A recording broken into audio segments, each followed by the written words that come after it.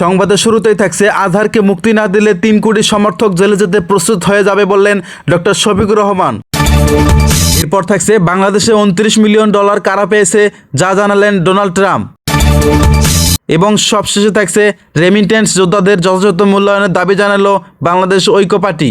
এতক্ষণ শুনছিলেন সংবাদ শিরোনাম, এবার থাকছে বিস্তারিত। আজহারকে মুক্তি না দিলে 3 কোটি সমর্থক জেলে যেতে প্রস্তুত হয়ে যাবে।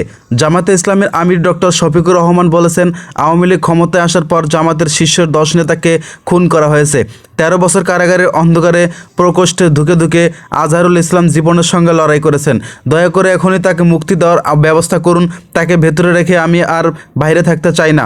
তিনি বলেছেন, সরকারকে অনুরোধ করেছি 25 ফেব্রুয়ারি আমি স্বেচ্ছায় নিজেকে আইনশৃঙ্খলা বাহিনীর হাতে তুলে দিয়ে বলবো, আমাকে গ্রেফতার করুন, আমাকে কারাগারে পাঠান। যেদিন আজহার ভাই মুক্তি পাবেন পরের দিন আমাকে মুক্তি দিন।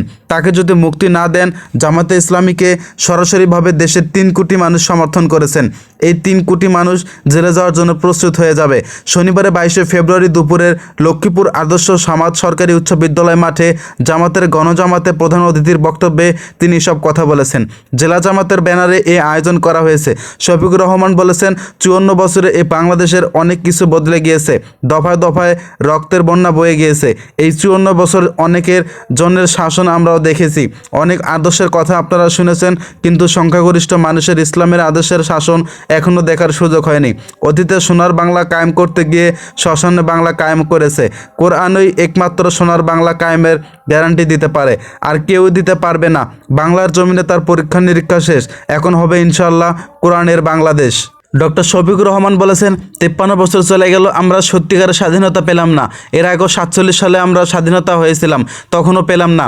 এখন 24-এ মানুষ বুক ভরা আশা নিয়ে, বুক পেতে দেওয়া গুলি নিয়ে মানুষ আশা করেছিল যে 24-এর পরে সমস্যা, দুঃশাসন, দুর্নীতি অবসান ঘটবে। আমরা মুক্ত হতে পারিনি। আমাদের সন্তানেরা একটি বিশাল স্বপ্ন নিয়ে তারা জীবন দিয়েছিল। আমাদের প্রিয় সন্তান বুক পেতে ডানা মেলে বলেছিল, বুকের ভেতরে তুমুল ঝড়, বুক পেতেছি গুলি কর। সেই ঝড়টা ছিল সমাজের অন্যায়, অবিচার, দুর্নীতি এবং দুঃশাসন। কোনো যুগের এই যুবকরা কখনো দুর্নীতি এবং দুঃশাসনকে সমর্থন করে না, বরঞ্চ তাদের বিরুদ্ধে গর্জে ওঠে, প্রতিবাদ করে, প্রতিরোধ করে, যুদ্ধ করে বিজয়ী হয়, হয় শহীদ হয়, না হয় গাজী হয়ে যায়। মাঝখানে আর কিছুই নেই। জামাতের আমির বলেছেন, এমন রাজনীতিকে ঘৃণা করি যে রাজনীতি করতে গেলে দেশ ছেড়ে পালাতে হয়। এমন জীবন গঠন করি যে জীবন সর্ব অবস্থায় আমাদের জন্য সম্মানের হয়। ফাঁসির রশিতে ঝুলালেও যেন সম্মানের হয়। আবু সাঈদের মতো বুক পেতে গুলি নিলে সেটাও যেন আনন্দের হয়। রাজনীতিবিদদের জীবন এমন হওয়া উচিত, চাঁদাবাজি, দুর্নীতি যারা করেছে তারা কোনো দলের, কোনো ধর্মের, কোনো প্রজাতি, কোনো গোষ্ঠীর এটি না দেখে বিনয়ের সাথে অনুরোধ করব, বন্ধুরা, দয়া করে শহীদদের রক্তের প্রতি সম্মান দেখান। আমাদের শহীদদের রক্তকে তোমরা অপমানিত করবা না। অপকর্ম ছেড়ে দাও। খাওয়ার অভাব হলে আমরা আশ্বস্ত করেছি, আল্লাহ আমাদের যে নিয়ামত দিয়েছে সমস্ত মানুষ মিলে ভাগ বটোয়ারা করে খাবো। তোমরা চাঁদাবাজি ছেড়ে দাও, দখল বাণিজ্য ছেড়ে দাও, তোমরা মানুষকে কষ্ট দিও না। 1996 সালে লক্ষ্মীপুর সরকারি কলেজ মাঠে জামাতের সমাবেশ হয়েছিল। সেই দিন তৎকালীন জামাতের আমির গোলাম আজম প্রধান অতিথি ছিলেন। এরপর দীর্ঘ 28 বছর পর শনিবার লক্ষ্মীপুর আদর্শ সমাজ সরকারি উচ্চ বিদ্যালয় মাঠে আয়োজিত জামাতের গণজামাতের নেতাকর্মীদের ঢল নামে। বাংলাদেশে $29 মিলিয়ন কারা পেয়েছে যা বললেন ডোনাল্ড ট্রাম্প। রাজনৈতিক পরিমণ্ডল শক্তিশালীকরণে বাংলাদেশকে যুক্তরাষ্ট্র $29 মিলিয়ন অর্থ সহায়তা দিয়েছে বলেও কথা উঠেছে। দেশটির নতুন দপ্তর ডিপার্টমেন্ট অব গভর্নমেন্টের এফিসিয়েন্সি DOAG গত 16 ফেব্রুয়ারি জানায়, বাংলাদেশের জন্য USAID-এর এই সহায়তা বাতিল করা হয়েছে। তবে কারা বা কে এই সহায়তা পেয়েছে সেটি স্পষ্ট করা হয়নি। বাংলাদেশকে $29 মিলিয়ন দেওয়া নিয়ে মুখ খুলেছেন মার্কিন প্রেসিডেন্ট ডোনাল্ড ট্রাম্প। স্থানীয় সময় শুক্রবারে 21 ফেব্রুয়ারি দেশটির গভর্নরদের নিয়ে আয়োজিত হয় এক অনুষ্ঠানে ট্রাম্প বলেছেন, বাংলাদেশের রাজনৈতিক পরিমণ্ডল শক্তিশালীকরণের একটি সংস্কার করেছেন। এর কাছে $29 মিলিয়ন গেছে, যেটির নাম কেউ কোনো দিন শোনেননি। তারা চেক পেয়েছে।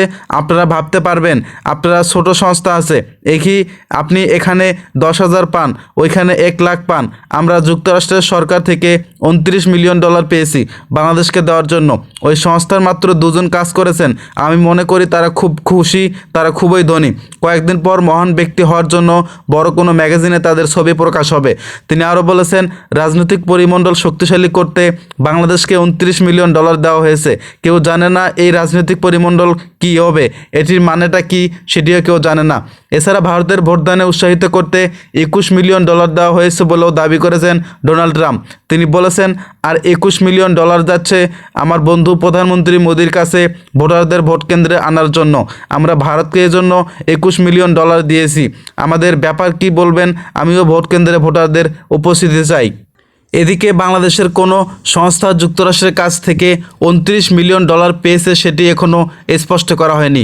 তবে বৃহস্পতিবার ভারতীয় সংবাদ মাধ্যম ইন্ডিয়ান প্রেস ক্লাব এক প্রতিবেদনে দাবি করেছেন ভারত যুক্তরাষ্ট্রের কাছে এতগুলো ডলার নিয়েছে। রেমিটেন্স যোদ্ধাদের যথাযথ মূল্যায়নের দাবি। দেশের সার্বিক অর্থনৈতিক উন্নয়নে অবদান রাখছেন রেমিটেন্স যোদ্ধারা। তাদের প্রতি যথাযথ সম্মান প্রদর্শন ও গুরুত্ব দেওয়ার দাবি জানিয়েছেন বাংলাদেশের ঐক্য পার্টি।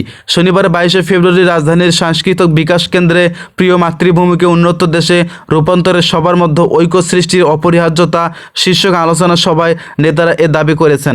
দলটির নেতারা বলেছেন, রেমিটেন্সকে গুরুত্ব দিয়ে বিদেশির চাহিদা অনুযায়ী দক্ষ কর্মী পাঠানো গেলে রেমিটেন্স বৃদ্ধি পেয়ে জাতীয় অর্থনীতি শক্তিশালী হবে। এছাড়া দলটির পক্ষ থেকে প্রবাসীদের দেশে বিদেশে হয়রানির বন্ধ, বিমানের টিকিটের দাম কমান সহ 11 দফা দাবি তুলে ধরা হয়েছে। দেশে কৃষি বিপ্লব ঘটাতে প্রকৃতির অবরিত সুযোগ থাকার পরও ধানসহ বিভিন্ন শস্য আমদানি করা লজ্জাজনক। এজন্য ধানসহ বিভিন্ন শস্যের উৎপাদন বাড়াতে সুনির্দিষ্ট পরিকল্পনা করে তা বাস্তবায়ন করতে হবে। পতিত জমির আবাদ বৃদ্ধি ও বিভিন্ন শস্য উৎপাদনে আধুনিক প্রযুক্তির ব্যবহারে বাড়ানোর গেলেও দেশের চাহিদা মিটিয়ে বিদেশে রপ্তানি করাও সম্ভব। এক্ষেত্রে বিএডিসির সঙ্গে শিক্ষকদেরও সহযোগিতা নেওয়া যেতে পারে। একই সঙ্গে সরকারি ব্যবস্থাপনায় কৃষকদের কাছ থেকে পণ্য কিনতে হবে। এতে কৃষকরা ন্যায্য মূল্য পাবেন। অন্যদিকে সিন্ডিকেট প্রথা ভেঙে যাবে। প্রবাসীদের বিদেশে বসে ভোট দেওয়ার সুযোগ দিতে হবে। দেশের ভিসা ফি ও বিমান ভাড়া কমাতে হবে। একই সঙ্গে প্রবাসীদের সরকারি খরচে প্রশিক্ষিত কর্মী হিসেবে তৈরি করতে প্রশিক্ষণের ব্যবস্থা গ্রহণ করতে হবে। সরকারি দপ্তরে কাজ করতে গিয়ে সময় অপচয় ও দুর্নীতি বন্ধে সর্বক্ষেত্রে ওয়ান স্টপ সার্ভিস চালু করতে হবে। এই সার্ভিস যথাযথভাবে পালন হচ্ছে কিনা তা কঠোরভাবে তদারকি করতে হবে। দেশকে ঋণমুক্ত করার উপায় খুঁজে বের করতে হবে, কারণ ঋণগ্রস্ত জাতি আত্মমর্যাদা নিয়েও চলতে পারে না। ঋণের হাত থেকে বাঁচতে সব খাতে কর্তৃত্ব সাধন করতে হবে। পাশাপাশি সরকারি অর্থ ব্যয়ের ক্ষেত্রে শতভাগ স্বচ্ছতা নিশ্চিত করতে হবে। পাশাপাশি সব মন্ত্রণালয়, সংস্থা, সরকারি দপ্তরের তৃণমূল পর্যন্ত প্রতি বছরে কাজের অগ্রগতি ও অবনতির তথ্য প্রদর্শনের ব্যবস্থা করতে হবে। উন্নত ও সমৃদ্ধশালী দেশ গড়তে সব নাগরিকদের রাজনীতি করার সুযোগ দিতে হবে। মানুষের বেঁচে থাকার জন্য যেমন অক্সিজেন দরকার, ঠিক তেমনি দেশের স্বার্থে জনগণকে রাজনৈতিক সচেতন হতে হবে।